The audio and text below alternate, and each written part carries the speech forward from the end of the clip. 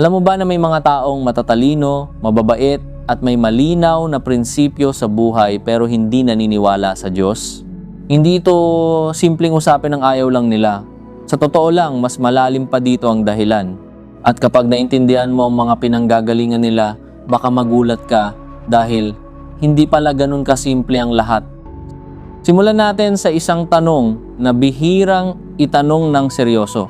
Paano kung ang isang tao ay naniwala dati pero unti-unting nawalan ng paniniwala? Hindi ito dramatic na eksena. Walang isang malaking pangyayari, kundi parang apoy na dahan-dahang humihina hanggang sa tuluyan ng mawala. Tahimik, halos hindi napapansin pero malalim ang epekto. Para sa iba, nagsisimula ito sa karanasan. Isang panalangin na hindi nasagot. Isang pag-asa na hindi natupad. Isang sitwasyon na kahit anong dasal ang gawin, tila walang nakikinig. At doon, nagsisimula ang maliit na tanong. Bakit? Isang simpleng salita pero kayang gumiba ng matagal ng paniniwala. Habang tumatagal, ang bakit ay nagiging bakit parang wala siyang ginagawa. At sa paulit-ulit na pagkakataon na tila walang sagot, ang tanong ay nag-iiba na. May nakikinig ba talaga? Hanggang sa dumating sa punto na hindi na lang ito tanong kundi duda na. May mga tao rin na hindi sa sakit nagsimula kundi sa pag-iisip. Sila yung mga taong likas na mapanuri. Hindi sila basta naniniwala dahil lang sinabi ng iba. Gusto nila maintindihan, suriin at makita ang ebidensya. At kapag ang isang konsepto ay hindi nila maipaliwanag gamit ang lohika, nagsisimula silang magtanong at hindi sila tumitigil hanggat hindi sila nakakahanap ng sagot. Sa proseso ng pagtatanong, may mga bagay silang napapansin. Mga inconsistencies, mga sagot na parang umiikot lang, mga paliwanag na hindi sapat para sa kanila. At doon, hindi nila sinasadyang lumayo pero napapalayo sila hindi dahil gusto nilang tumalikod kundi dahil naghahanap sila ng mas malinaw na katotohanan. Pero may mas sensitibong dahilan na madalas hindi na pag-uusapan, ang epekto ng relihiyon mismo. May mga taong nasaktan hindi dahil sa Diyos kundi dahil sa mga taong nagsasabing kumakatawan sa Kanya. Nakakita sila ng hypocrisy, nakaranas sila ng judgment, at sa halip na makaramdam ng pagmamahal, nakaramdam sila ng pressure at takot.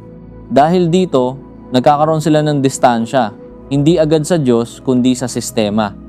Pero habang lumalayo sila sa relihiyon, unti-unti na ring nadadamay ang paniniwala nila sa Diyos.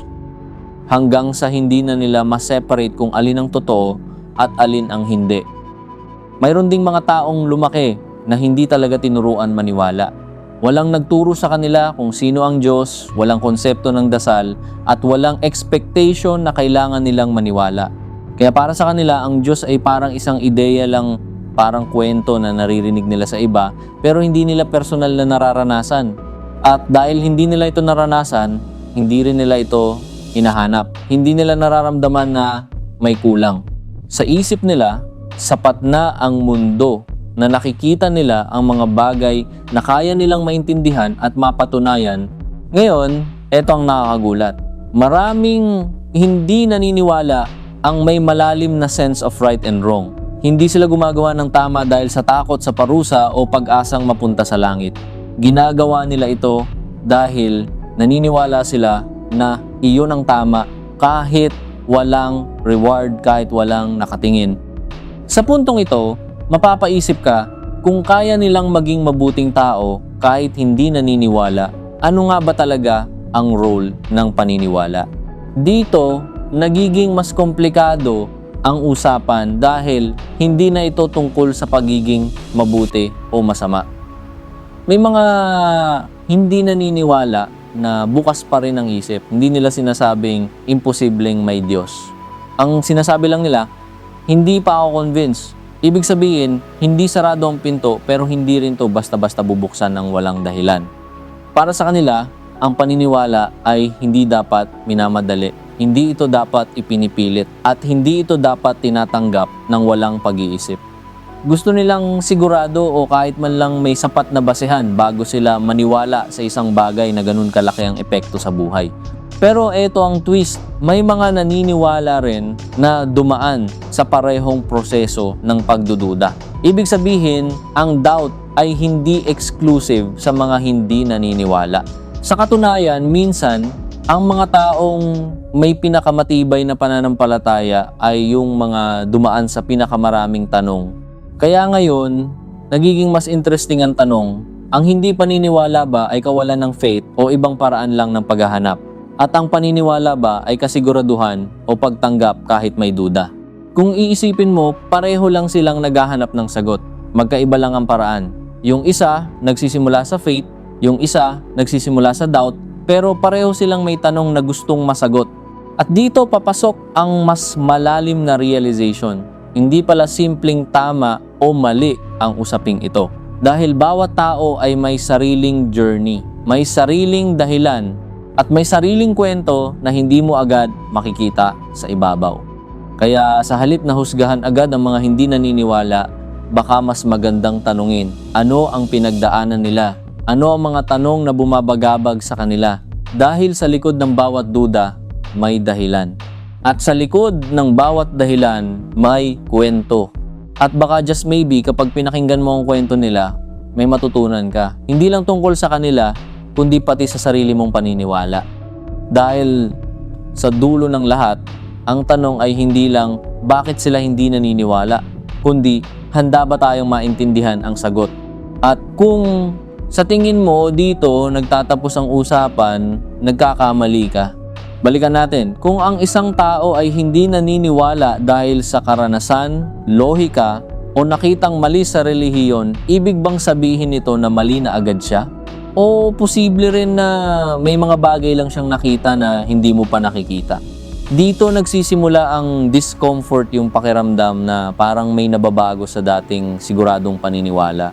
Isipin mo to, kung lumaki ka sa ibang lugar, ibang pamilya, at ibang kultura, maniniwala ka pa rin ba sa parehong bagay na pinaniniwalaan mo ngayon? O baka iba rin ang magiging paniniwala mo? Kung oo, ano ang ibig sabihin nun tungkol sa kung saan nanggagaling ang faith? May mga hindi naniniwala na ang paniniwala mismo ay produkto ng environment. Na kung saan ka ipinanganak, kung ano ang tinuro sa'yo, at kung sino ang nakapaligid sa'yo, lahat ito may malaking epekto sa kung ano ang pinaniniwalaan mo. Kaya ang tanong, paniniwala mo ba talaga iyon o namana mo lang? At kung doon ka magsisimulang mag-isip, mapapansin mo na hindi pala ganun kadali ihiwalay ang sariling paniniwala sa itinuro sa'yo. Dahil minsan, akala natin tayo ang pumili pero hindi natin napansin na matagal na pala tayo nakaprogram kung ano ang dapat paniwalaan. Pero hindi ibig sabihin nito na mali ang maniwala. Ang punto lang, may mga taong piniling suriin ito. Pinili nilang itanong ang mga tanong na kadalasang iniiwasan. At doon nagsimula ang mas malalim na pagdududa, hindi dahil gusto nilang tumalikod, kundi dahil gusto nilang maintindihan. May isa pang dahilan na madalas hindi napapansin ang konsepto ng silence. May mga taong nagsasabing, kung may Diyos, bakit parang tahimik siya? Bakit hindi siya malinaw na nagpapakita? Bakit kailangan pang hulaan o paniwalaan kung pwede naman siyang magpakita ng direkta? Para sa iba, ang katahimikan na ito ay hindi misteryo, kundi tanong. At habang tumatagal na walang sagot, nagiging mas mabigat ang duda. Dahil sa isip nila, kung may isang makapangyarihang Diyos, bakit parang napakahirap niya makita o maramdaman? At dito, nagiging mas personal ang usapan. Dahil hindi na lang ito tungkol sa ideya ng Diyos, kundi sa experience ng tao. Kung hindi mo siya naramdaman, hindi mo siya nakita, at hindi mo siya nakausap sa paraang malinaw, paano ka maniniwala? Pero, etong twist, may mga taong naniniwala kahit wala silang ganong experience. Ibig sabihin, may mga taong pinipiling maniwala kahit hindi nila nararamdaman, at may mga taong pinipiling hindi maniwala dahil hindi nila nararamdaman. Parehong valid sa sarili nilang pananaw. Ngayon, isipin mo, alin ka doon? Ikaw ba ay naniniwala dahil naramdaman mo? O dahil iyon ang itinuro sa'yo? O baka dahil natatakot kang magtanong ng mas malalim? Hindi ito madaling sagutin. Dahil sa sandaling simulan mong questionin ang sarili mong paniniwala, parang may nabubuksan na hindi mo na pwedeng isara agad. Pero minsan, doon nagsisimula ang tunay na pag-unawa. May mga hindi naniniwala na nagsasabing mas mahalaga ang truth kaysa comfort, na mas gugustuhin nilang tanggapin ang isang mahirap na katotohanan kaysa maniwala sa isang bagay na nagbibigay lang ng ginhawa pero hindi sigurado. At para sa kanila, iyon ang pagiging honest. Pero para sa iba, ang faith ay hindi tungkol sa pagiging sigurado kundi sa pagtitiwala, na kahit hindi mo maintindihan ng lahat, pinipili mong maniwala. Hindi dahil may ebidensya, kundi dahil may tiwala ka. Kaya ngayon, dalawang magkaibang approach ang makikita mo. Ang isa, naghahanap ng patunay bago maniwala. Ang isa, naniniwala kahit wala pang patunay. At pareho silang may dahilan kung bakit nila pinili iyon. Ang tanong, alin ang mas tama? O baka mali ang tanong. Baka ang mas tamang tanong ay, alin ang mas totoo para sa'yo? Dahil sa huli, hindi mo pwedeng ipilit ang paniniwala sa ibang tao. At hindi mo rin pwedeng basta alisin ang paniniwala ng isang tao dahil ito ay personal na buo sa pamamagitan ng karanasan, emosyon at pag-iisip. At kung totoo man na may Diyos, hindi ba mas mahalaga kung paano tayo namumuhay kaysa sa kung ano lang ang sinasabi nating pinaniniwalaan? Paano tayo makitungo sa kapwa, paano tayo magmahal, at paano tayo maging mabuting tao kahit walang nakakakita? Dahil doon nagiging mas malalim ang usapan. Hindi na lang naniniwala ka ba o hindi, kundi anong klaseng tao ka. Kaya sa susunod na makatagpo ka ng taong hindi naniniwala, huwag agad kontrahin, huwag agad sabihing mali siya. Baka ang kailangan lang niya ay may makinig, hindi may makipagtalo. At baka sa pakikinig mo, may matutunan ka rin. Dahil minsan, ang mga tanong ng ibang tao ang nagiging simula ng mas malalim mong pag-unawa sa sarili mong paniniwala. Dahil sa dulo ng lahat, hindi lang ito debate. Isa itong journey na patuloy nating tinatahak, may sagot man o wala. At kung sa tingin mo tapos na ang lahat dito, mag-isip ka ulit.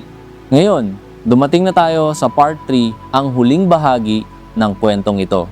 Dito natin tatalakayin ang pinakamatinding tanong na madalas takot sagutin ng marami, kung ang paniniwala o hindi paniniwala sa Diyos ay hindi lang simpleng tama o mali. Ano na lang ang basehan natin sa buhay? Kung walang malinaw na sagot, paano tayo magpapatuloy?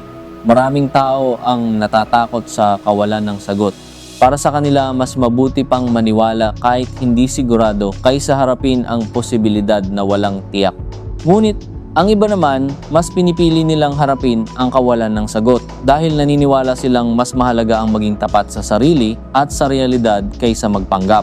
Isa sa pinakamalalim na aspeto ng hindi paniniwala ay ang personal na paglalakbay ng pagtuklas. Para sa ilan, ang buhay ay isang eksperimento. Sinusubukan nilang intindihin ang mundo, ang sarili at ang iba pa nang walang preconceived na ideya. Hindi sila naglalakad sa landas ng faith dahil sa takot o tradisyon, kundi dahil sa curiosity at pangangailangan ng personal na katotohanan. Ang mga naniniwala sa kabilang banda ay maaaring nakakahanap ng comfort sa ideya ng Diyos. Ngunit hindi rin ito simpleng comfort lang. Para sa marami, ito ay pinagmumulan ng moral compass, lakas sa gitna ng problema at inspirasyon upang gumawa ng tama. Kahit may duda, pinipili nilang manatili sa pananampalataya bilang gabay sa kanilang araw-araw na buhay. Ang kahanga-hanga sa dalawang pananaw na ito ay parehong may malalim na dahilan. Sa isa, ang skepticism ay hindi kawalan ng moralidad, kundi isang paraan ng paghahanap ng mas solid na basehan para sa kanilang mga desisyon. Sa isa, ang faith ay hindi kakulangan sa lohika, kundi isang matibay na pundasyon para sa pagkilos at pag-asa. Ngunit minsan, ang tunay na pagkakaiba ay hindi nakikita sa panlabas. Ang tunay na paghahati ay nasa paraan ng pagharap sa uncertainty. Ang isang tao ay kumikilos base sa paniniwala na may Diyos. habang ang isa ay kumikilos base sa prinsipyo at obserbasyon. Pareho silang may motivation, pareho silang may hangarin, at pareho silang may epekto sa mundo. Dahil dito, hindi na mahalaga ang tanong kung sino ang tama. Ang mas mahalaga ay kung paano tayo lumalakad sa ating landas ng may respeto at pag-unawa sa iba. Dahil sa mundo na puno ng iba't ibang paniniwala, ang pakikipagkapwa-tao ay mas mahalaga kaysa sa debate. Isa pang aspeto na madalas hindi napapansin, ang proseso ng pagdududa o paniniwala ay nakakaapekto sa ating pagkatao. Ang taong patuloy na nagtatanong ay maaaring mas malalim ang pag-unawa sa sarili at sa kapwa. Ang taong naniniwala ay maaaring mas matatag sa harap ng hamon, pareho silang natututo, pareho silang lumalago. Mahalaga ring tandaan na ang paniniwala o hindi paniniwala ay hindi static. Ang tao ay nagbabago. Ang pananaw ay maaring lumago o magbago sa pagdaan ng panahon at karanasan. Ang duda ay maaring magbukas ng bagong pananaw at ang paniniwala ay maaring magbigay ng bagong lakas. At sa huli, ang pinakamalalim na aral ay ito. Pareho silang naghahanap, parehong may tanong, parehong may pagnanais na maintindihan ang mundo at ang sarili. Ang isa ay naniniwala, ang isa ay nagdududa, but both are on a journey of discovery. Kaya sa susunod na makatagpo ka ng taong hindi naniniwala, huwag agad husgahan, huwag pilitin na baguhin ang pananaw nila. Sa halip, makinig, unawain, at kilalanin ang kanilang journey. Dahil minsan, ang pakikinig lang ay sapat na upang maunawaan ang kabuuan ng tao. At para sa mga naniniwala, tandaan din, ang iba ay may sariling dahilan kung bakit sila narito, bakit sila kumikilos, at bakit sila may paniniwala o wala. Hindi lahat ng walang paniniwala ay wala sa tama, at hindi lahat ng naniniwala ay tama sa paraan mo. Ang punto ay parehong may kwento, parehong may halaga. Ang tunay na challenge ay hindi sa pagkuha ng sagot sa tanong na may Diyos ba, kundi sa kung paano tayo mamumuhay sa harap ng kawalang kasiguraduhan. Paano natin haharapin ang mga hindi natin alam at paano natin pinipili ang tama sa kabila nito. Kaya sa dulo, ang tanong ay hindi lang intelektual, kundi moral at emosyonal. Paano natin ginagamit ang ating paniniwala o kawalan nito upang maging mabuting tao? Paano natin pinipili ang kabutihan, respeto, at pagmamahal sa kapwa kahit may duda o katiyakan? Sa wakas, ang journey ng faith at doubt ay parehong nagtuturo sa atin. Humility. Pagkilala na hindi natin alam lahat. Pagkilala na iba't ibang tao ay may iba't ibang paraan ng pagharap sa parehong misteryo. At higit sa lahat, ang kahalagahan ng pag-unawa at respeto sa isa't isa. Kaya sa pagtatapos ng 3 bahagi ng script na ito, tandaan mo, ang paniniwala o hindi paniniwala ay hindi sukatan ng kabutihan, kundi ng pag-uugali at asal na ginagawa at pinapakita mo bilang tao.